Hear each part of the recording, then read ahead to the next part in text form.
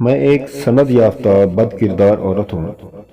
میری شخصیت پر بد کرداری کی مہر لگ چکی ہے، اور اس کا ادراک مجھے سب سے پہلے اس وقت ہوا جب عدت گزار لینے کے کئی دنوں بعد مجھے پہلی بار اپنا طلاق نامہ پڑھنے کا اتفاق ہوا۔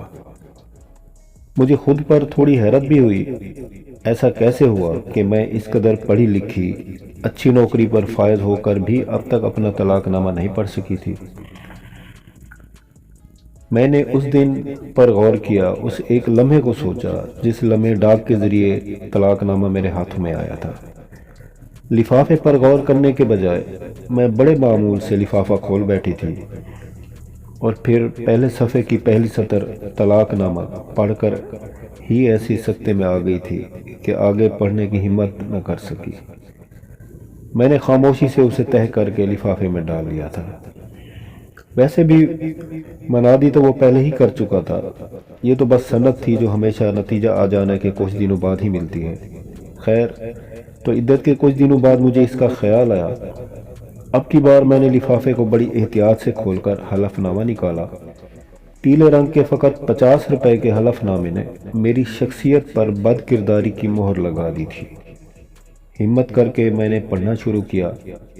شروع میں معمول کی معلومات، میری اس سے فلاں دن فلاں مقام پر شادی ہوئی، رخصتی اس دن طے پائی، مگر پڑھتے پڑھتے جب اصل تحریر تک آئی تو میرے رونگٹے کھڑے ہو گئے۔ اس نے لکھا تھا کہ اسے میرے کردار پر شک ہے۔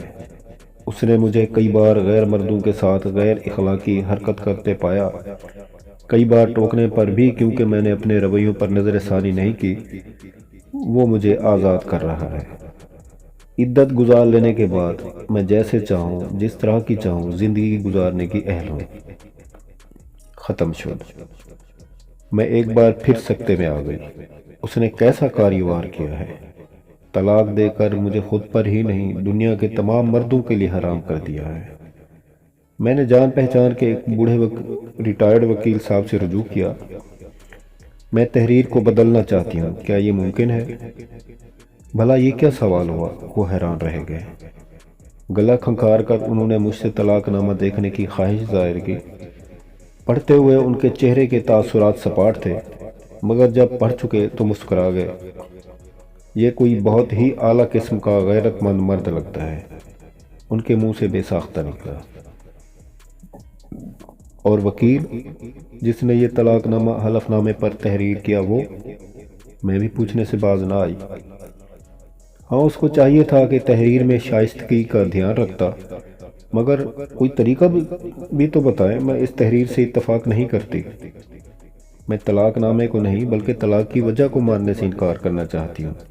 کیا مجھے جوابی کیس کرنا چاہیے؟ وکیل صاحب نے مجھ سے معذرت کر لی۔ تحریر بدلی نہیں جا سکتی۔ میں اپنا سموں لے کر واپس آ گئی۔ شناختی کارڈ پر نام بدلوانے کی باری آئی۔ انجانے میں سیدھی نادرہ کے دفتر پہنچ گئی۔ جی، میں اپنے شناختی کارڈ پر نام بدلوانا چاہتی ہوں، کیا طریقہ کار ہے؟ میں نے کافی دیر قطار میں کھڑے رہنے اور پھر اپنی باری آ جانے پر پوچھا۔ وہ کیوں؟ شیشے کے پیچھے سے بیزاری سے پوچھا گیا۔ میں نے پلٹ کر اپنے پیچھے قطار میں لگی کئی عورتوں کو دیکھا، ساتھ ساتھ مردوں کی قطار پر بھی نظر چلی گئی۔ قطار میں لگے سارے ہی کوئی مصروفیت نہ ہونے کے باعث میرے جواب کے بڑے انہماک سے منتظر تھے۔ جی، وہ اصل میں یوں ہے کہ مجھے اپنے خاوند کا نام بدل کر والد کا نام شناختی کارڈ میں واپس ڈلوانا ہے۔ محترمہ، یہ کوئی موبائل کا ایزی لوڈ نہیں ہے کہ جتنا جیسا دل ہوا کروا لیا۔ آپ وجہ بتائیں۔ بیزاری میں جھنجھلاہٹ نمایاں ہو گئی۔ میں نے پھر پیچھے دیکھا، گہری سانس لی۔ مجھے طلاق ہو گئی ہے، اس لیے۔ طلاق نامہ دکھائیں۔ ایک ہاتھ شیشے سے باہر آیا۔ میں نے تھوڑے تذبذب کے بعد طلاق نامہ پکڑا دیا۔ پہلی سطر ہی واضح اعلان کر رہی تھی کہ یہ کیا ہے، مگر اندر بیٹھا شخص بڑی دل جمی سے حلف نامہ پڑھنے لگا۔ میں اس کی نظروں کا تعاقب کرتی رہی۔ چند معمول کی سطریں اور پھر وہی دھماکہ خیز مواد، جس تک آتے آتے اس کی دلچسپی بڑھتی نظر آئی۔ اس نے کنکھیوں سے 2-4 بار مجھے دیکھا، طنزیہ مسکرایا بھی۔ اور پھر حلف نامہ مجھے واپس پکڑاتا بولا، پہلے تو آپ کو اسے یونین کونسل سے رجسٹر کروانا ہوگا۔ رجسٹر طلاق نامے کے بعد ہی آپ اپنے سابقہ شوہر کا نام اپنے شناختی کارڈ سے خارج کروا سکتی ہیں۔ مجھے چلتا کر دیا گیا اور پورے راستے مجھے غصہ آتا رہا۔ یہی بات وہ حلف نامہ پڑھے بغیر بھی تو بتا سکتا تھا۔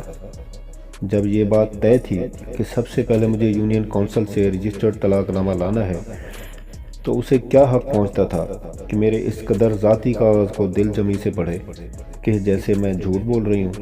آخر وہ اس کاغذ میں کون سی کمی، کون سی غلطی نکالنا چاہتا تھا، جبکہ اس کا کام ہی رجسٹرڈ طلاق نامے کے بعد شروع ہونا تھا۔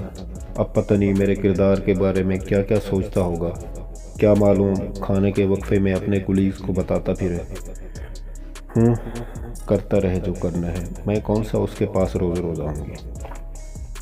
دوسرے دن میں پوچھتی تلاشتی یونین کونسل کے دفتر پہنچ گئی۔ کونسلر صاحب کے دفتر میں مختلف کام سر انجام دینے والوں میں سے چند ایک سے معلومات لی۔ کوئی عورت اگر کونسل آفس میں کام کرتی بھی تھی تو ڈیوٹی پر موجود نہ تھی۔ مجھے بلاخر ایک مرد کو ہی سب کچھ پھر سے بتانا پڑا۔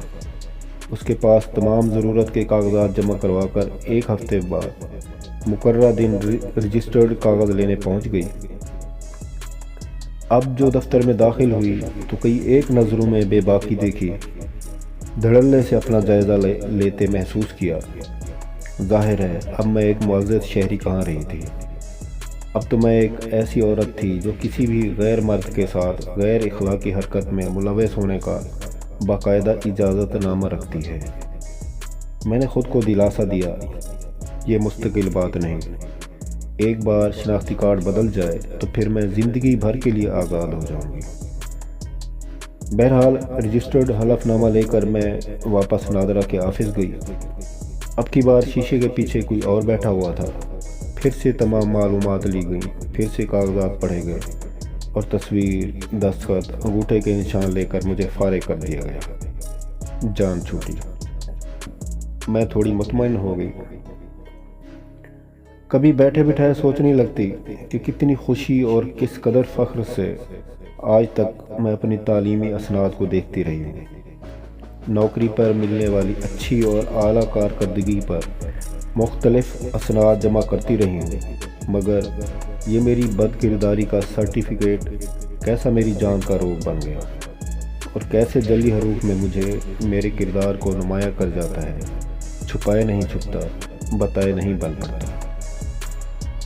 یہ کس قدر کمزور کر دینے والی سند ہے، زج کر دینے والی، اچانک سے بہت ہی کم تر بنا دینے والی سند۔ چلو جو ہوا سو ہوا، اب تو خیر ہے، میں سوچ کر جیسے خود کو بہلاتی، مگر خیر کے دن تھوڑے نکلے۔ مجھے سالانہ میٹنگ میں ملک سے باہر جانا تھا اور پاسپورٹ بدلوانے کا خیال اس سے پہلے نہیں آیا تھا۔ شناختی کارڈ کسی نام سے اور پاسپورٹ کسی نام سے۔ پہلے تو حد ممکن کوشش کی کہ کسی طرح یہ باہر کی میٹنگ سے مجھے نجات مل جائے، مگر جب ممکن ہوتا نظر نہ آیا تو میں تنگ ہو گئی۔ اب پاسپورٹ آفس کا چکر لگانا پڑا۔ جی میں شناختی کارڈ کا نام اپنے پاسپورٹ پر نام بدلوانا چاہتی ہوں۔ میں نے ٹوکن لیتے ہوئے پاسپورٹ آفس کا مقصد بیان کیا اور شناختی کارڈ آگے بڑھا دیا۔ صرف شناختی کارڈ نہیں، باقی کے کاغذات بھی جمع کروائیں، مجھے ہدایات دی گئی۔ اور ایک بار پھر میرا دل بجھ گیا۔ آخر کار میں نے دل کو ٹوکا، میں ایک سند یافتہ بد کردار عورت ہوں، بھلا مجھے عزت بے عزتی سے کیا۔